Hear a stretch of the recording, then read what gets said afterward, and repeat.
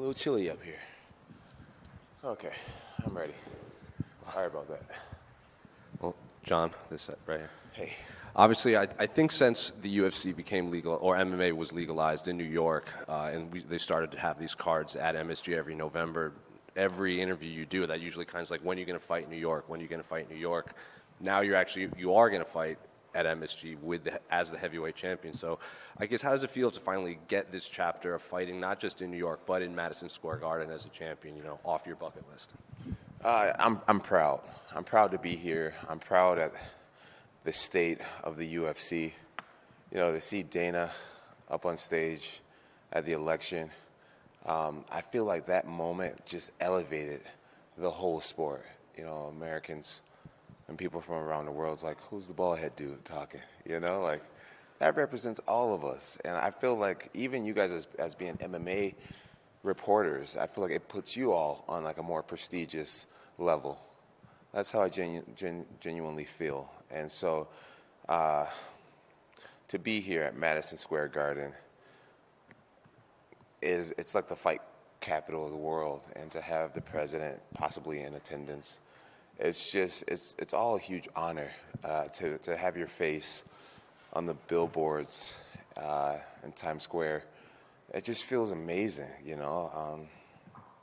I was in Vegas a few days ago, and people were treating me like absolute royalty, and it's just a different feeling in the air right now. Everyone cares about this fight, it feels like. There's a lot of fans that felt like this fight shouldn't have been the fight. But from my point of view, it's like one of the most prestigious things I've been a part of in my whole career, being the main event of the Garden. And I'm grateful, and I'm very, very honored for the opportunity to be in this position. And you've made it known when you finally do have your opponent, you watch tape on them, so you know everything, all their ticks, why they step, why they throw hit kicks, why they block certain things. When you break down Stipe, a guy many people consider the greatest, it's usually between him, Kane, and DC as the most skilled heavyweights. Do you see him as the most skilled heavyweight the UFC has ever seen, and possibly the most skilled opponent you've faced in the UFC? I think actually Daniel Cormier is probably the most skilled. His Olympic level wrestling, his dirty boxing, his boxing. But Stipe's beat Daniel Cormier. Stipe, he deserves to be here, man. He can wrestle. He always comes lean and in shape. He has great cardio, and he has that right hand. Whether it's the straight right, the overhand right, or the right uppercut, that's his real weapon. That's his ticket. We're very aware of that, and we're very prepared for that. And just last one for me. I remember when you were prepared to fight Gustafsson the first time, all the questions were about Glover, because he had just kind of been on the rise. And then you fought Glover, and all the questions were about Daniel Cormier. Everyone was like, what are you going to do after Glover? Now everyone's talking about another guy not named Stipe. So I guess, why do you think that narrative has always followed your career? It's like fans and media never focus on the fight you have. It's always on the one they want to see next. I don't want to sound arrogant, but I think what it is being so good at what I do that it's just almost never enough. I'm very aware that that the Tom Aspinall is like it's making more headlines than Stipe, and it's just the way that it is with me. When I win, there's always an excuse. Well, he really wasn't that well-rounded, or it's an interesting place to be in, and it's hard to compare to any other fighter, because I don't think any other fighter in our sports history has ever had to deal with it. I just beat Cyril Gane, and we can go back in a time machine and hear the way that people talked about Gane, his athleticism and his speed, and what he did to Tai Tuivasa, and then as soon as I beat him, he's like, oh well, he wasn't that, or he's this, and so it's a very interesting place to be in, and it just is what it is. John, with that narrative, you've obviously been having a little bit of fun with it in the lead up to this fight. You're saying quack, quack on Twitter, addressing the duck things. What are those fans getting wrong? Why are you not ducking Tom Aspinall? What are they reading wrong about this situation? Okay, so I feel like narratives have been created that just truly aren't there. You can't duck a man that you were never scheduled to fight. It's like saying you got turned down by a girl who you never even hit on. You know what I'm saying? It's like me and Dana and Hunter have never sat down and talked about Tom Aspinall. He's never been on my radar. Never. I mean, just a moment ago, it was him and Sergey that was fighting, and Sergey could be in this position right now, and I would still be in the same place. I've beat people my whole career, and once I beat them, like the show just goes on. Like the French fans were just all over my case, and I just beat their guy, and I find myself constantly in the same position of, oh wow, he just beat another guy. Like what's next? You know what I mean? Like when I beat Glover Teixeira, he was on a 20-fight winning streak, and you beat Glover, and then everything just moves on. So for me personally now, it's just like I get that Tom is an exciting fighter. I get that finally after 16 years we found somebody who's 7 years younger than me and 30 pounds bigger than me. Like we finally found someone who may give me a great challenge. And everyone wants to see it so bad, but for me, it's like, what is it? What's in it for me? He changes nothing if I beat him. Beating Tom is just like beating Cyril Gane. Has a whole country behind him. He's hot right now. What happens to me after I beat him? Nothing changes for me. So I'm not ducking Tom Aspinall. If I failed to fight Stipe, I would be ducking Stipe because we contractually have been signed up to fight over a year ago. This is Stipe's position. The Tom narrative came out of nowhere. He won a belt, and now suddenly I'm ducking him. I've never had negotiations to even fight him, if this makes sense. So the fans are just ignoring it. They're ignoring all logic, and they just have finally found someone that they think can compete with me, and everyone wants to see it now. I guess the clarifying question then is if Dana and Hunter do come to you after this fight, the figures make sense to you, would you then be open to fighting Tom Aspinall, or are you categorically thinking, he does nothing for me, I will not fight that guy? He does nothing for me. He does nothing for me. If you're a person that wants to see me really challenged, then I get it, right? Like I said, 7 years younger, like 35 pounds bigger than me, right? I get it. It's like, wow, this John's so good. We finally found someone way younger and way bigger than him. Let's see how he does against that. I get that narrative.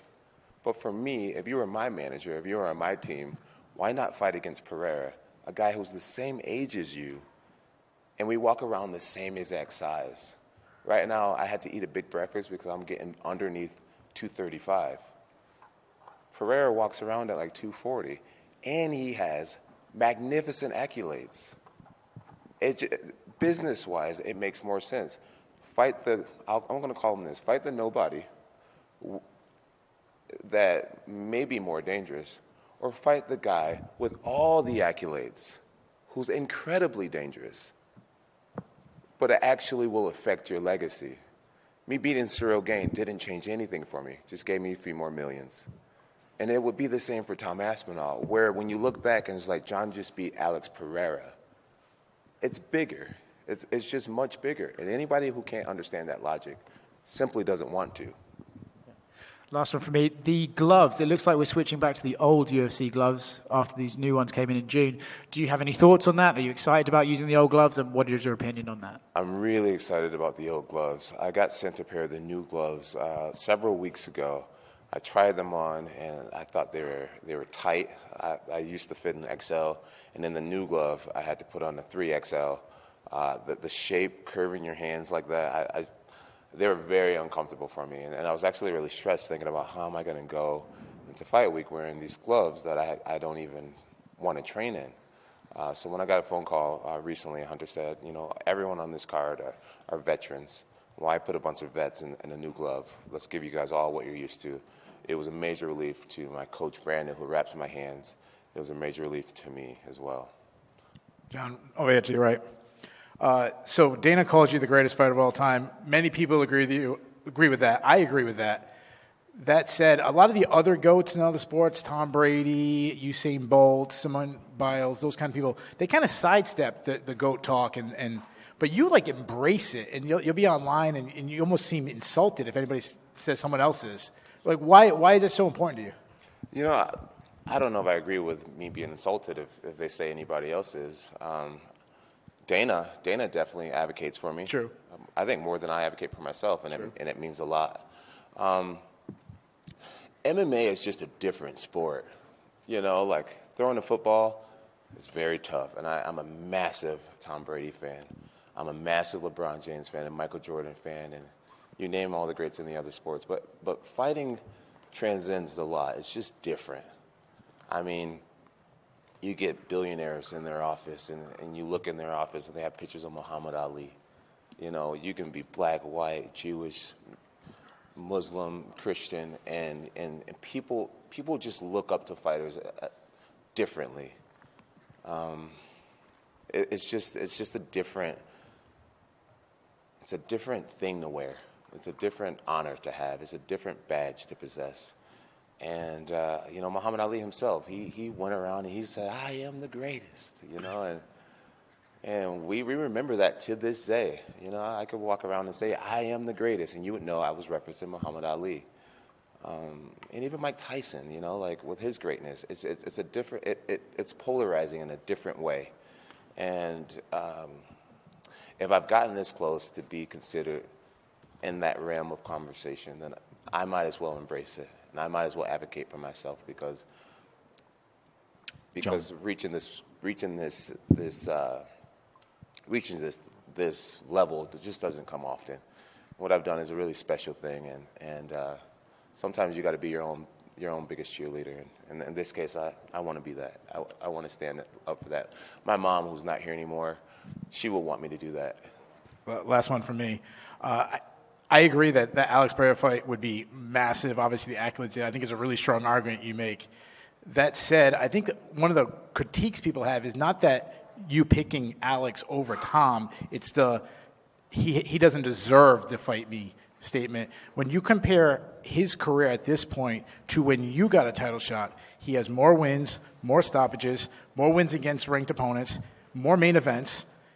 He's got the interim title. So what is your response to people saying, like, not that you take it Alex Pereira, I mean, gosh, the guy's amazing. Right. But the Tom doesn't deserve me comment. Well, maybe I didn't phrase it right. Maybe I didn't phrase it right. You know, the truth is he does deserve many great things in his life, and I wish him to have a magnificent UFC career. I really do. I have nothing personal against Tom.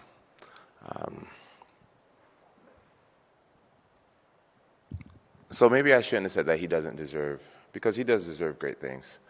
What I'd like to see him do is go on and have a great career. You know, so many times people like to just try to go straight to the top, you know. And if we're in a business setting where he is and where I am, he wouldn't even be crossing paths with me. He wouldn't even be talking to me. You know what I'm saying? That's just what it is. It's not about what Tom deserves or don't deserve. I believe it's what I do deserve. And after this many years with this company and all the work that I've put in, I believe I'm at a place where I deserve to be able to say, I don't want to fight that guy. I want to fight this guy. I want to fight that guy. And that's why I'm be more than willing to relinquish the belt. I don't feel like I need the heavyweight championship of the world. I feel like what I've created for myself is almost bigger than belts. To take a step back and say, hey, you become the heavyweight champion. Go ahead and let's see you become a 17-time champion. Or let's see you even beat Stipe's record. That's going to be hard for anybody to do. But what I do feel like I deserve is the ability to just take a step back and say, hey, either I retire or I start fighting fights that make sense to my legacy. And Alex Pereira is the only fight right now that makes sense to my legacy. A guy who's young and, my age and active still and have something worthwhile to me. Fans around the world, a lot of people really want to see me lose. They really want to see me lose. To see me walk away with all the chips just irks people inside. And I'm glad to be in this position to walk away with all the chips. And yeah, at the end of the day, Pereira, man, Pereira's worth risking it for me. I don't know how many ways I can say it, but he just doesn't have the titles. You know, he can have finishing rate, high finishing rate, and all that type of stuff, but he doesn't have titles. And when you have 17 world titles, it only makes sense to fight somebody on your level. And Tom Aspinall and Alex Pereira are not on the same level. Maybe they're both excited. They have the same excitement level, but when it comes down to what they are doing, they're not on the same level. And so for me, when I have belts and I have money and all that type of stuff, I'm looking for the legacy stuff. Tom doesn't give that to me. Hype, I would shut up hype, but I've been doing that my whole life, is shutting up hype. Me selfishly, I want legacy. That's what I want. John, down here to your right. I know you're undecided on retirement. It seems with each passing interview you're flip-flopping one way or the other. But if you could reflect on your career, do you have any regrets, or do you think everything has panned out the way that it's supposed to pan out? I have many regrets. But at the end of the day, I'm very aware that the man that I am today has turned out to be a pretty solid human being, individual, team player, neighbor. I mean, you name it. I'm really proud of the man that I am today. And I think everything that you go through in life, it shapes you.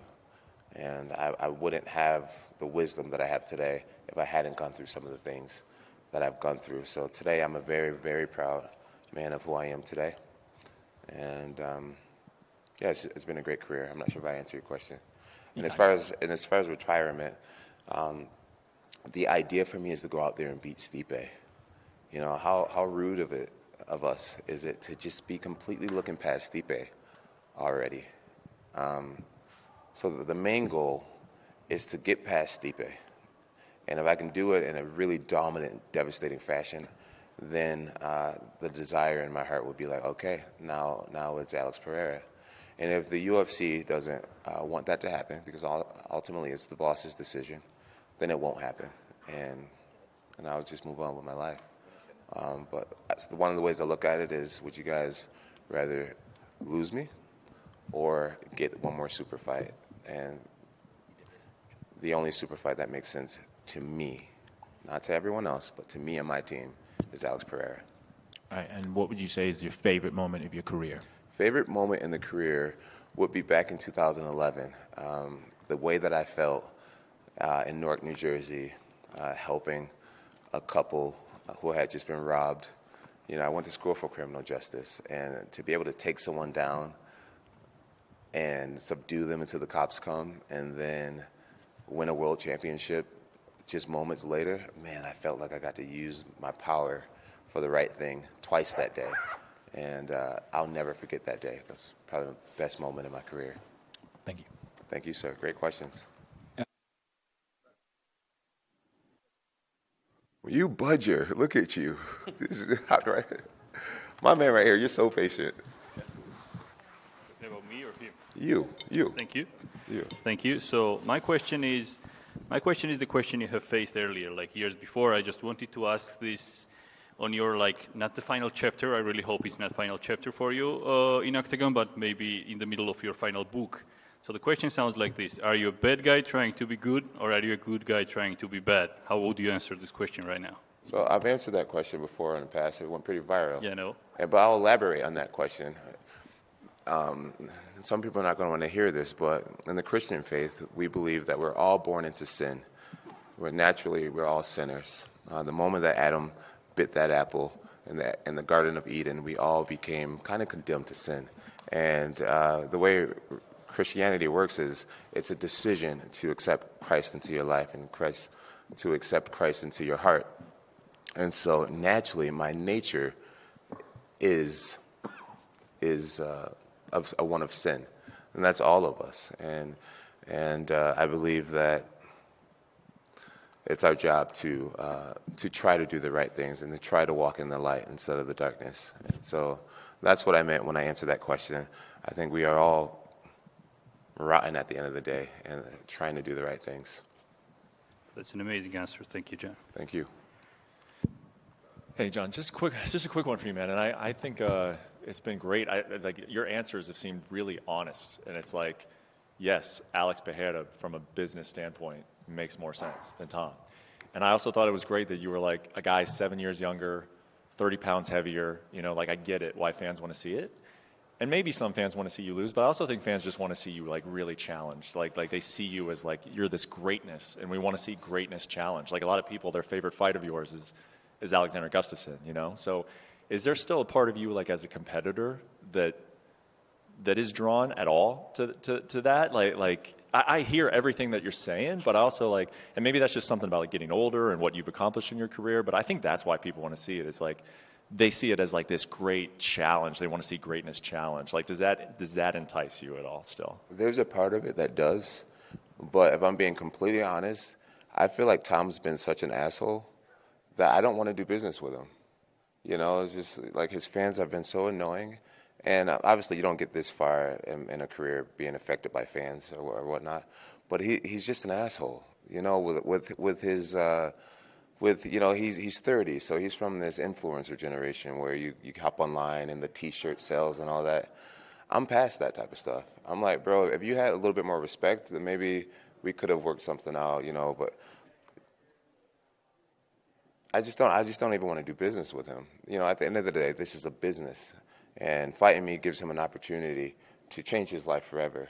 And I don't even want to give him the opportunity. Like, he just played his cards wrong with me personally. And you know, I'm 3 years from being a 40-year-old grown man. You know what I'm saying? It's just like, the press conference, going through the whole shebang with him, I'd rather not do. Pereira on the other side, respectful, cool, barely says much. It's like, I'll do business with you. I would risk it all with a human being like you. You actually have the accolades to back up your shit. This other guy is just a big mouth who's hot today. There's been so many guys who's hot today who are just gone. You know, Sergey was in the same position not too long ago. Now he's starting to fall off already. I've just been around this sport too long to give a big mouth who's hot today the opportunity. All right, guys, thank you so much.